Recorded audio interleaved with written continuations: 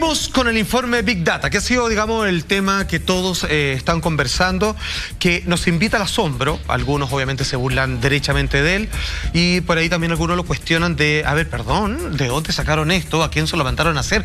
¿Cuánto costó un informe de esta envergadura? Sobre todo que hoy en día, en términos populares, todos podemos entender de que con este tipo de informaciones se pueden elegir presidentes, digamos, de grandes naciones o incluso acabar con el prestigio, la imagen y el perfil de cualquier persona de poder en el mundo entero. 112 páginas tiene este informe que en estos momentos se encuentra en manos del Ministerio del Interior y por que se entienda, en realidad lo que ahí está, lo que ahí se comprende es finalmente entender de cómo se establece este estallido social, quiénes serían los pilares, o más bien dicho, quiénes empujaron a los que muchos simplemente lo consideran como un rebelde acto de violencia y otros para entender de que quiénes podrían ser los cabecillas todavía actuando desde las sombras en este cambio, obviamente más que necesario en lo que tiene que ver con nuestro país. Tenemos titular, señor director, cuando quiera.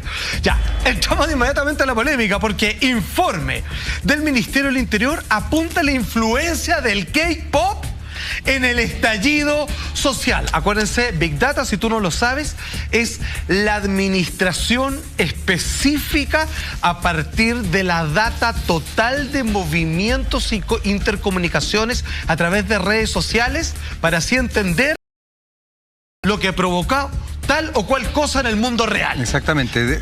Para que la gente tenga un poquito de claridad, el Big Data es una metodología, en definitiva, que tiene que ver con grandes datos, grandes cantidades de datos, como bien dice Juan Andrés, relacionados con las redes sociales, donde se han desarrollado cosas realmente sorprendentes a partir fundamentalmente de las noticias falsas. Claro. Y quizás el caso más emblemático que hoy día ya se estudia incluso en comunicación es lo ocurrido con Donald Trump, que le permitió acceder a ser presidente de los Estados Unidos producto de la Big Data concretamente y del estudio del comportamiento de los usuarios en las redes sociales y de sacar ahí los cuáles son las directrices y cómo se pueden ir coartando, manejando un poco la forma de funcionar de la gente. Radiografía al callo del comportamiento de las personas para saber cómo llegar a ellos, a través de qué personas. O sea, si yo quiero llegar a estos 5.000 de acá, ¿a qué 3 personas le tengo que hablar para tener estos 5.000 listos? Y a estos otros 10.000 de acá, ¿a qué 15 personas simplemente me tengo que dirigir para tenerlos todos controlados, después sumarlos y que esto se genere lo que yo quiera? Los llamados influenciadores en lo que es la ingeniería electoral. Es muy interesante, tal como decía Jaime, el término de Big Data viene a hacer el manejo de grandes cantidades de datos que no se pueden imaginar, ¿cierto? Una persona estudiándolos paso por paso, las máquinas a través de la inteligencia artificial hoy día pueden determinar, ¿cierto?, el seguimiento de palabras, ver los comportamientos. Además que esto compila y clasifica al tiro. Exacto. O sea, te tira un dato estadístico de inmediato, así como dividido en personas, géneros, tendencias, etcétera, etcétera. Y no solamente eso, yo tengo estudios de magíster en seguridad, en relaciones internacionales, lo hice en la NEPE, ¿cierto? Un magíster que se hace dura 2 años. Algo se entiende de eso, quizás uno no, a mí me carga la palabra experto, pero tal como decía Coloma, esto de alguna manera, ¿cierto?, es utilizado de manera bastante sistemática por los países y por los gobiernos. No es poco habitual. Hay un documental en Netflix que se llama Nada es privado, donde justamente cuentan la estrategia de Donald Trump, que tuvo hasta hace poco bastante complicado al dueño de Facebook, que se llama Mark Zuckerberg, porque él vendió los datos de Facebook, la mayoría de las personas. Cambridge Analytica tienen datos. La empresa, que incluso tuvieron que cerrar y la abrieron inmediatamente con otro nombre porque pegaban el palo con la ética. O sea, puede ser considerado, si es que bien no hay leyes tan específicas en estos momentos, lo que se hace a ese nivel de manipulación puede ser claramente considerado como un delito. Exactamente, pero es importante aclarar para que la gente lo tenga súper presente que la Big Data es una metodología, en definitiva. Es una metodología como lo que hace Cambridge Analytics, que toma estos datos, insisto, estas grandes cantidades de datos. Para analizar y generar, exacto, es que eso es súper importante, generar tendencias, establecer tendencias. Claro, sí. Bueno, pero eso llegó a Chile el fin de semana, hubo noticia en torno a eso. Exactamente. Lo que tú dices es tan cierto que ya hay números, querido amigo, con los cuales vamos a empezar a compartir y por supuesto a conversar.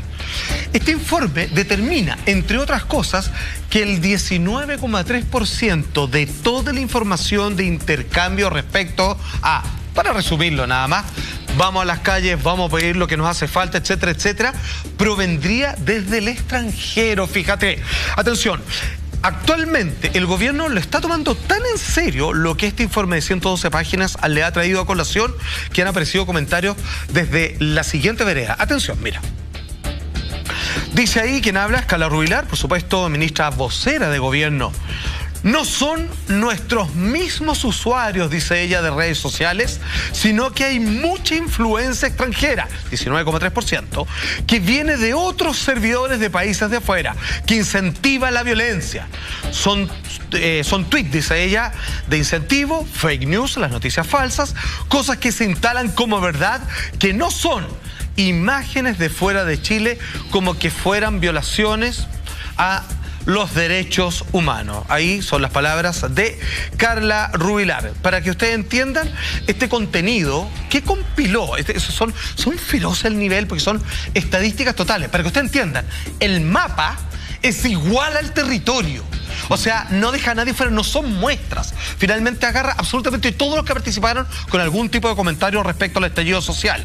Esto incluye a casi 5 millones de autores que hablaron de esto, del estallido social, y que han generado a su vez 60 millones de comentarios que algunos dicen, tiene toda la razón, vamos, o ¿cómo se te ocurre decir eso? O tal cosa. Ese compilado va del 18, obviamente, de octubre, día obviamente del estallido social, hasta el 21 de noviembre. Exacto, ese es el rango que toma el estudio. Ahora, a mí está replicado en el fondo. Claro, a mí hay varias cosas que me parecen bien importantes de destacar respecto a esto. Primero, que este estudio nace de un cuestionamiento constante que se ha hecho al tema de los derechos humanos y de la violación de los derechos humanos. Se establece en una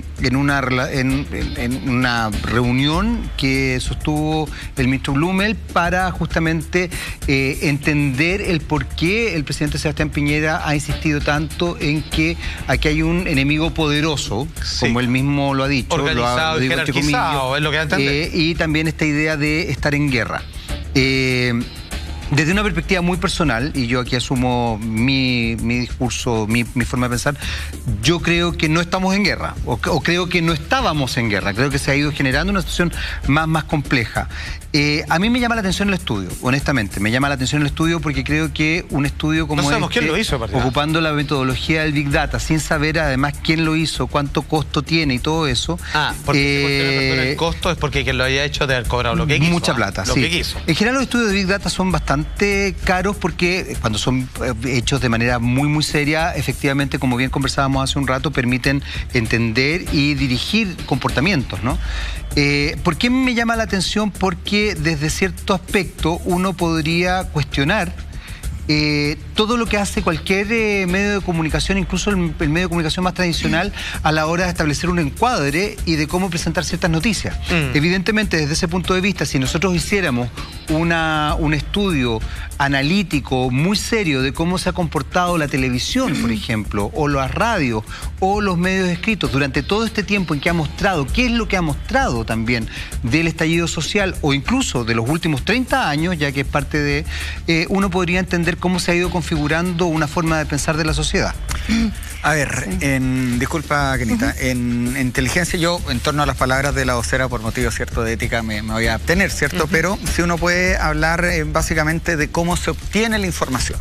Cuando uno necesita de repente investigar algo tan grave como lo del 18 de octubre acá, en inteligencia existen dos tipos de fuentes para adquirir la información. Las fuentes abiertas o las fuentes cerradas. Las fuentes abiertas, ¿cierto?, son los periódicos, la televisión, la radio, el acceso público, las redes sociales, y la fuente cerrada es cuando uno utiliza, ¿cierto?, informantes, espías, sí, claro, agentes secretos, claro, que están enmarcados, ¿cierto?, de lo que se conocen como para pagarles los gastos reservados, porque yo soy espía de Chile, ¿cierto?, en otro país, no me van a dar una boleta por eso. Y esto, todo está normado, y desgraciadamente en los últimos años hemos visto, ¿cierto?, que algunas instituciones han hecho mal uso de eso.